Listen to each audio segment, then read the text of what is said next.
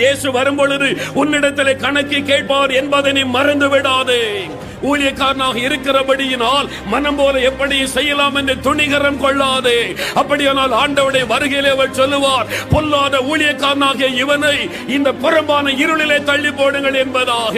என்னை போல சுவிசேஷகனாக இருந்தாலும் சரி, ஒரு சபையின் பாஸ்டராக இருந்தாலும் சரி, ஒரு சபையின் போதகராக இருந்தாலும் சரி, அல்லது நீங்கள் பேராயராக இருந்தாலும் சரி, பிஷப்பாக இருந்தாலும் சரி, மாடரேட்டராக இருந்தாலும் சரி, எஜமான் வருகிறார், கணக்கு கேட்க வருகிறார்.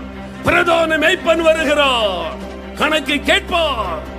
ஒரு ஊழியக்காரனும் தப்பித்துக் கொள்ள முடியாது. ஊழியம் என்றால் எப்படி செய்யலாம் என்று துணிகரம் கொண்டிருந்தால் நீங்கள் ஆபத்தில் அகப்பட்டுக் கொள்வீர்கள் என்பதை அறிந்து கொள்ளுங்கள். என் இயேசு வரும் பொழுது உங்களால் தைரியமாய் அவருக்கு முன்னால் நிற்க முடியுமா? பிரதான ஊழியக்காரனே, எஜமானாக